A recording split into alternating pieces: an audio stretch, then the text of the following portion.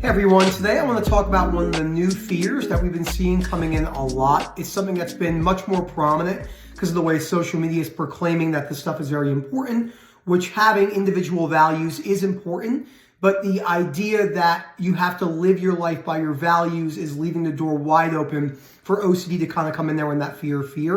I'm going to break down unconditional self-life and other acceptance examples when it comes to value systems. I'm going to break down why our values are unique to ourselves and why our values change throughout our life, why other people don't need to respect our values, why yelling at other people to respect our values kind of gets us in trouble and gives other people the upper hand on our emotional disturbance, which is kind of the opposite of unconditional self-life, other acceptance, and the opposite of stoicism. So before I go any further, please subscribe, hit that like button. Please comment down below. Again, this is something that we're seeing becoming a mini theme, and a lot of people are coming in with this, with the false idea that, hey, look, I'm trying to only live my life by my values. I don't understand why OCD is latching. Other people must respect my values. If this is something that you're struggling with, please email us at info@ocdrecovery.com. Again, that is info@ocdrecovery.com, and we'll get back to you in a timely fashion. So what we're seeing is, sorry, my nose is really itchy. What we're seeing is a lot of people are coming in. Specifically, I would say 18 to 25-year-olds. Mixture of male and female, probably split evenly, thinking that the values that they hold are particularly important and must be respected by other people. And this is an understandable perspective because when people accept and or respect our personal values, it makes us feel accepted. The key word is feel. It's not just the way it makes us think. It's a feeling, like when you're in a comfy bed, or you're driving in a comfy car, or you have a first-class flight on a plane, or you're around a bunch of friends where you feel kind of protected around because you have similar views on big topics such as religion, money, and politics. The ones where things can kind of get haywire when you're talking about stuff with people you don't know. So our value systems are massive drivers in our belief systems and why we do the things we do. If we have a value about helping other people, we might get involved in healthcare or maybe a nonprofit, et cetera, et cetera. Now, the values that we hold, the personal values that we hold, aren't the problem. As Albert Ellis says, concern isn't the problem, but over-concern is. It's the demand that other people must respect and or accept our values that get us into trouble. So I have different values. My wife and I share very similar values, but I also have different values that my wife holds, and my wife holds slightly, or we might hold a similar value, but we approach that value in a different way. So let's say we have a value based around how to raise a child, for an example. And the end goal is to raise the child to be a responsible individual, but maybe she takes more of the path of compassion and empathy, which is completely fine. And maybe I take the path of more tough love and abrasiveness and stricter conversations, which both of them have their pros and cons and then come together to produce a more responsible individual if the kid is receptive to listening to your advice. Now, those things will be different and will be met with disagreements along the journey of raising a child. Now, I don't have a child. I'm just using this as an example because I see this a lot with people I work with and other friends in real life, et cetera, et cetera.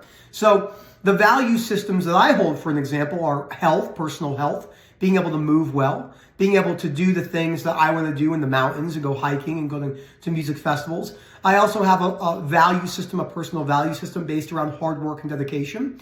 I believe in working extremely hard, long hours, 6-7 days a week with minimal time off, which is difficult for me, and having to accept that my life will probably be unbalanced in a certain way when you're trying to achieve a very, very high goal, is help as many mental health sufferers and OCD and anxiety-based disorders. Now, on the flip side of that, those values might change. Now, people come at me in the other side, and they might say, well, Nick, you know, your values you have now, you'll keep for the rest of your life. But I say to them, when I was 9 years old, I believed in Santa Claus and the Tooth Fairy, and those were value systems I held. Now, that seems like a very silly example, but those were values I hold then that I don't hold today. It's the same thing with maybe a religious value. You might be you might have very strong Christian beliefs, and then one day decide to slip switch to Islam beliefs and vice versa, etc., or become an atheist or more agnostic-based belief systems. So value systems are usually changing based on personal experiences and perception. But when the value system that we hold is portrayed and put down other people's throats and we're screaming at them and yelling at them, whilst this is understandable and makes us feel good, it gives the other person we're talking with an upper hand on our emotional disturbance because we're believing in a very conditional manner, such as, in order to be happy, I must have X, Y, Z, accept and or respect my values. And again, I'm not dismantling the belief that having your values accepted and or respected is a good feeling, because it is a good feeling. It does feel good. But the reality is we don't need that to live our lives. And I think that's a very important thing to cover.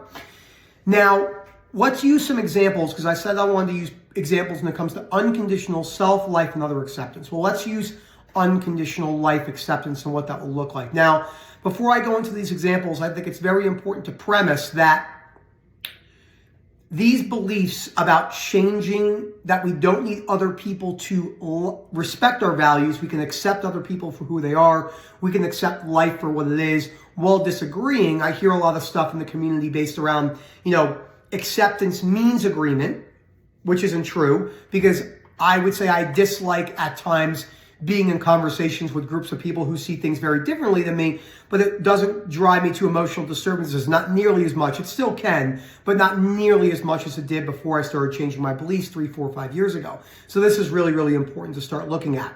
So the unconditional life acceptance would look like this.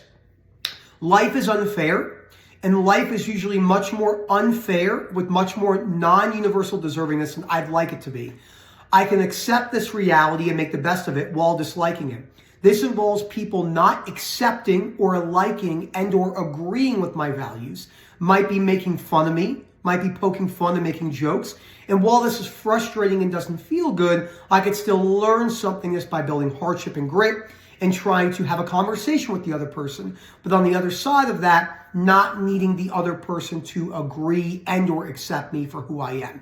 So that's the big thing right now in the mental health space, and far beyond mental health, where we're kind of yelling at people, you must respect me, you must be value driven.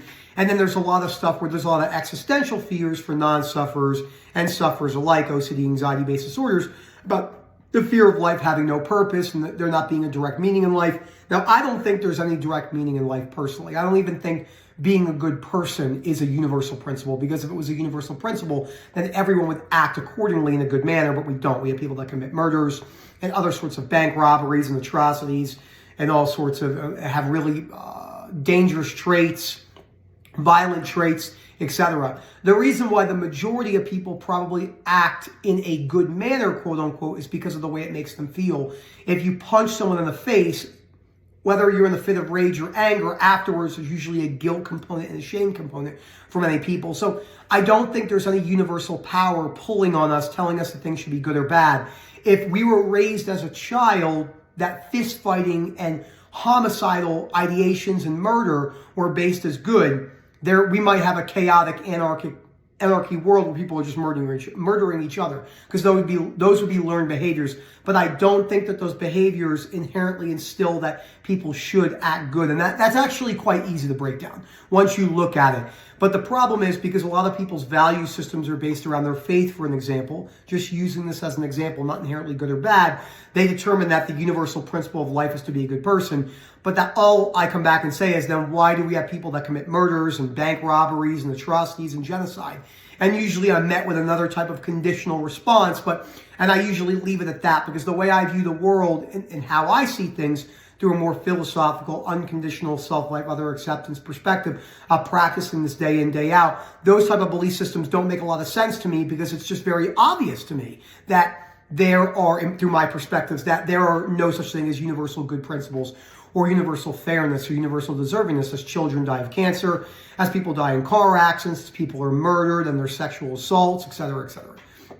That plays directly into unconditional other acceptance, which is very similar in the approach of unconditional life acceptance, where we say, let's say me and Jim are in a conversation and we have different political views. Let's say I'm on the far right and he's on the far left, or vice versa. Maybe we're both apolitical in many ways, and we're having a conversation about border control, or having a conversation about arms, guns and knives, and robberies, whatever it is, really hot topics. The reason why I use these conversations in my videos in a broad sense is because these are the topics where you get the best opportunity to practice the tools. You're probably not going to have to practice the tools that much when you're having a discussion if you like pepperoni pizza or not. I know it's a funny example. But when you're talking about strong political or exports or anything that has to do with big money or religion, or et cetera, or capital punishment, these are the type of conversations where people's emotional response tends to take over and their rational perspectives go down the drain, which is understandable. I usually don't talk about the neurology, but it's in a very, very simple sense is when you're emotionally driven, your prefrontal cortex, your executive decision doesn't work as well. Then there's a lot of fear-based around, oh, this and that. This is why we don't talk about the neurology and neurophysiology a lot, because a lot of people hone in on that and then it becomes a fear problem. So accepting other people for seeing things in a different light than we do is very, very critical when it comes to our overall progress. Now, unconditional self-acceptance, you might be asking, well, Nick, how does unconditional self-acceptance play into these particular things? And this is what it looks like. So I can accept my life and who I am without liking the fact, this is key. I can accept the value systems I have now without liking the fact that those value systems may change, that other people might not agree with them, and I feel really bad about that, but I can accept those feelings of discomfort. I can also accept the uncertainty that my value systems may be changing, maybe quite frequently based on my personal experiences. Maybe I have a child and I'm driving in the car and someone runs a red light and hits my vehicle and my child passes away. Maybe my values, and it's a drunk driver, maybe my value system changes to raising awareness on drinking and driving. That could be something. Usually strong emotional experiences have the ability to massively shift our value systems that we particularly hold. On the other side of the coin, accepting the fact that you might not ever find a value system that you particularly enjoy living by. This is the same thing for work. You know, I value these 5 qualities at work. And while it's good to have those qualities met, the reality is as life isn't fair and a lot of it is luck and chance, Don't get me wrong. Hard work, determination, and persistence are very important ingredients. But most of the things that we see on social media by the 1%, the 1%, the 1%, from say a business perspective, the majority of that is luck. It's actually probably almost 100% luck. Because if you take 5,000 people with the strongest work ethics and the best business plans, the chances of all them turning into a Facebook and Instagram is basically zero. So it is luck, right timing, right place, finding something in the right time in history where humanity is looking for it. Many people don't like hearing that because it puts them down. It doesn't mean you can't work towards your personal value system of finding something that you want, but as long as you take the realistic approach at your chances of reaching your goals, those type of lofty goals are realistically not as plausible as you think it is. Most people say it's negative. I disagree with that. I think that's reality. And one of my favorite quotes, and I think I'll end the video with this, is Albert Ellis says, good contentment and overall happiness in life comes from a combination of optimism, realism, and skepticism. Optimism, looking on the bright side, but not in a delusional way. Realism, looking at things in a realistic light. As such, people don't need to respect and or accept our values. And skepticism by hearing things and saying, wait a second, does this make sense to me? Do I agree with this? And not just following the herd, as most people follow the herd because it's comfortable. Thank you so much for watching this video. Again, the summary is your value systems are not unique in the grand scheme of life. There's 8 billion people on this earth. It's actually quite myopic to think that your personal value systems are substantial in the grand scheme of things. No one right now in India cares about your value systems. No one in the other side of the country cares about your value systems. Most of your friends and families don't care about your value systems. They might agree with them, but they have their own things going on in their life. And I think that's really important to cover. And that's really hard for people to accept because it makes them sad when they want to feel connected. But there's no sadness with me. I've just accepted the reality that I have value systems I live by, and those can be changing at any moment, usually based on strong emotional experiences and life events. Thank you so much for watching this. Please remember the value-driven thing is becoming a massive fear. We're seeing tons of people coming in with this. They're like, hey, I've been told that my values need to be lived by. I don't know what this means, et cetera, et cetera. And then we have to break that down. And if you're interested in our coaching and our webinar services, info@ocdrecovery.com. Again, that is info@ocdrecovery.com. We have webinars that sometimes reach 50, 60, 70 people. They're a lot of fun. Questions and answers at 8:30 p.m. UK time on Tuesdays. Thank you so much, everyone, and enjoy the rest of your day.